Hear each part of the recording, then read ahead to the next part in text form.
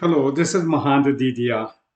In this portion of the book on liquid formulations, we continue to cover suspension dosage form. In this module, we are looking at formulation and composition. This submodule looks at details of formulation composition based on what was discussed in previous submodules on solvent, co-solvents, and surfactant, and auxiliary agents. Further expand our knowledge from pre-formulation to the composition formulation itself. In this, we would look at pharmaceutical compositions, including COVID vaccine composition, nanolipid particles.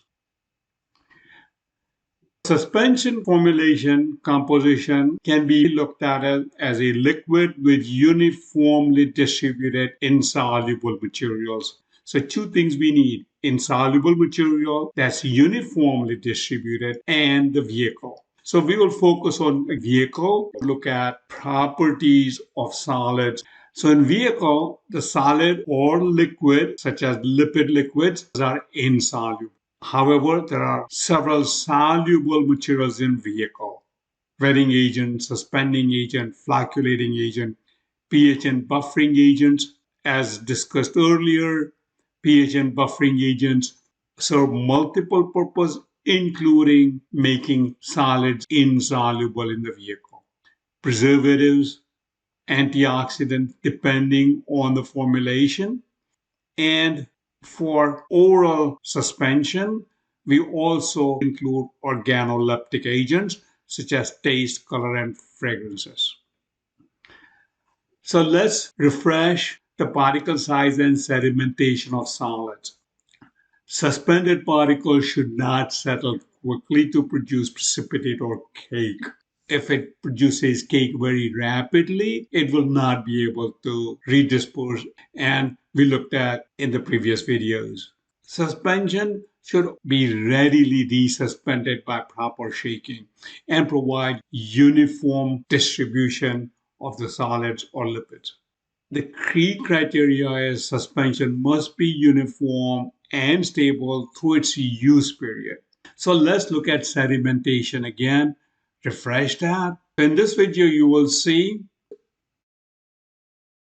different particle sizes used. In this case, it took 3 seconds to settle. Smaller particle size, and you can now see it takes a little longer to settle. And larger particles or denser particles settling at the bottom faster. We look at the finer particles, 1 phi, longer to settle. And you can start seeing now the sedimentation, very clear settlement at the bottom.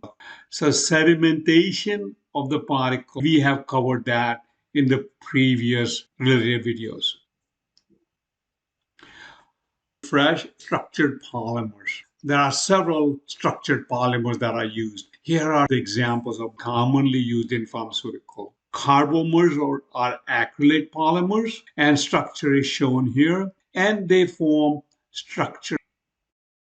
Upon shaking, the polymer viscosity changes and makes it flowable. And again, when it goes back to the rest, structure returns. Another commonly used polymer is carboxymetal cellulose, generally a sodium salt of it, provides higher solubility. And again, it is a structured.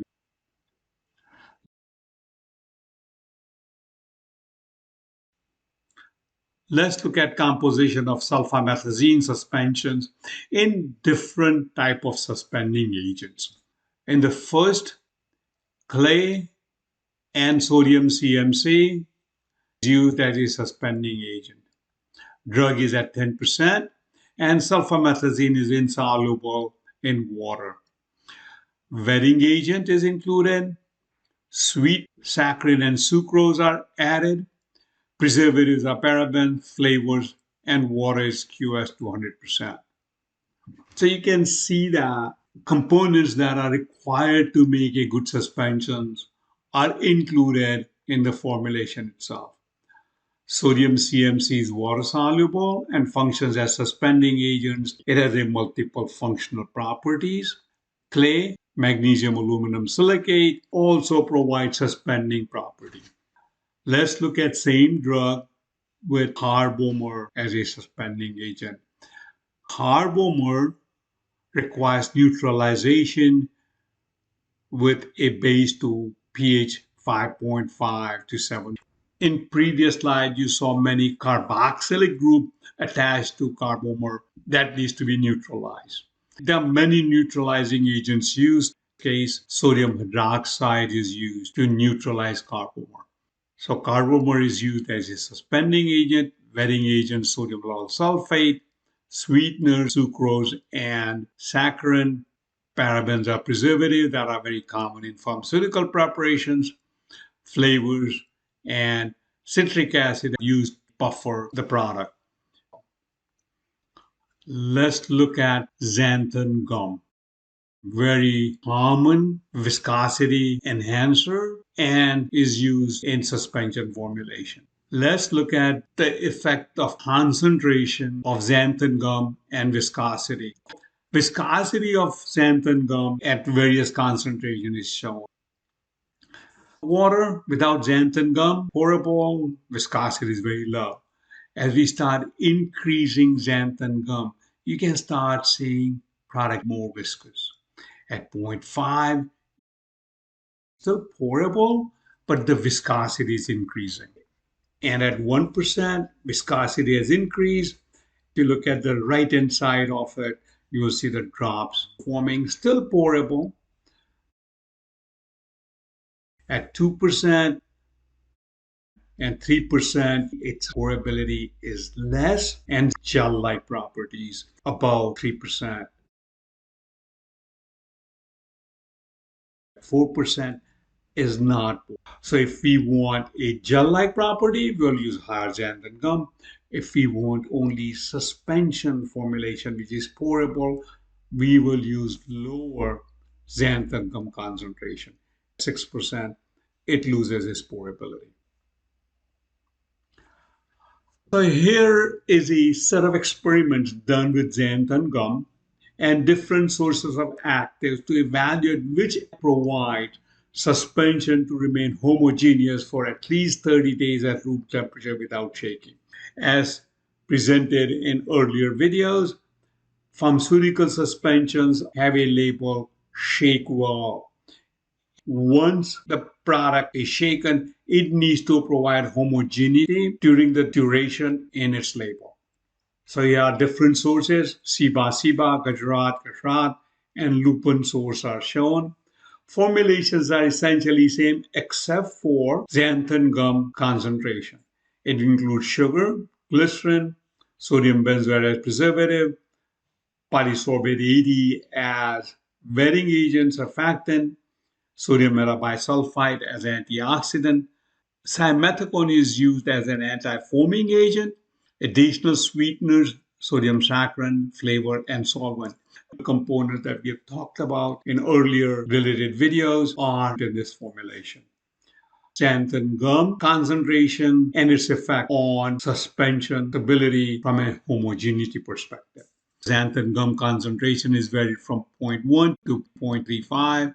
As we can see, the assay range here with RST 95 to 105 and RST of less than 3% will be acceptable. In this case, CBA material at 0.2% xanthan gum shows very good results. Similarly, 0.2% xanthan gum also shows very good results, 98 to 101 with 1.4% RST.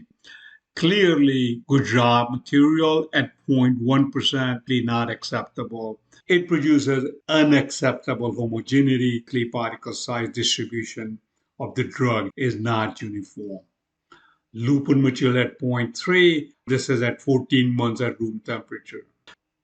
Gujarat material at 0.35 shows non-homogeneous at 14 months room temperature. So this gives a good starting point that two formulations, one is CBA formulation 6B and a Gujarat formulation 7B can be used as a lead formulation and then develop them further. Another drug is rifampicin. It's a very bitter compound. Agar is used as a suspending agent. Agar is a starch-based molecule and is commonly used in food as well as pharmaceutical. Concentration milligram per 5 ml. Agar's range is going to be between 0.5 to 2%. Sweeteners, sucrose, and saccharins are included. Methyl and propylparaben that are commonly used in pharmaceuticals. Potassium sorbate, preservative, and antioxidant. Sodium metabisulfite, antioxidant. 2080 or polysorbate 80 as a wetting agent, flavor, and diethanolamine, co-surfactant, a neutralizing agent, and purified water. Again, what we see is that composition includes components we learn, vehicles, surfactants, polymers, structured polymers are included in several of these formulations. Let's look at very different type of formulation now. COVID vaccine were introduced in 2019, 2020 during the pandemic, and it's well accepted therapy. So these were very new formulation, and they are still very new type of formulations, vaccine embedded in lipid nanoparticles and therefore injected. The formulation originally was monovalent. This is now bivalent, so monovalent is discontinued.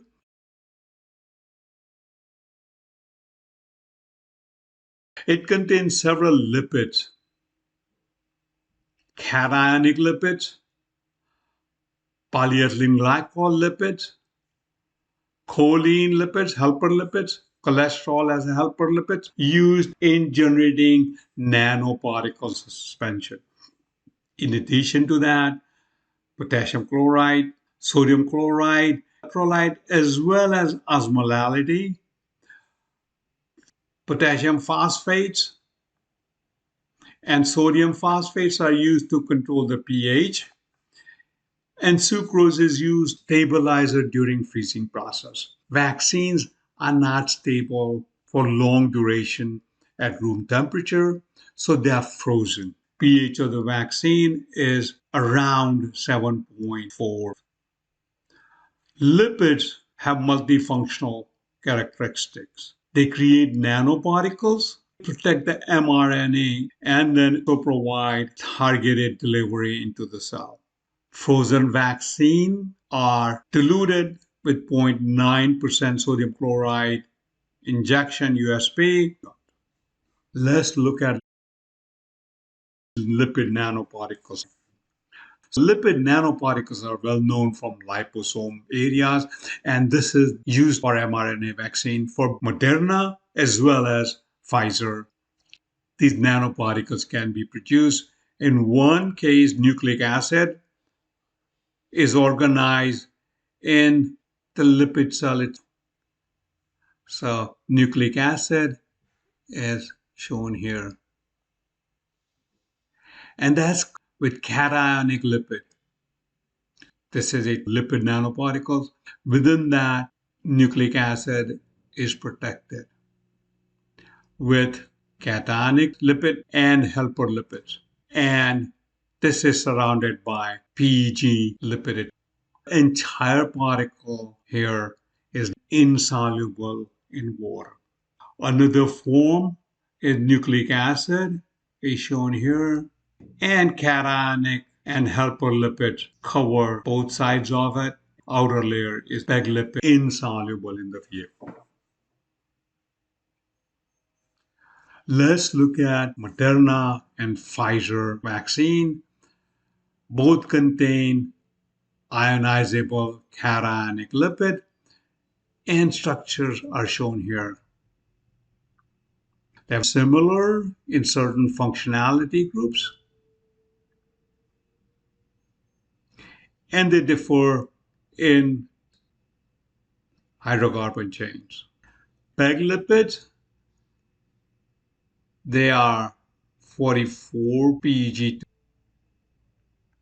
The side chain differs in both of them.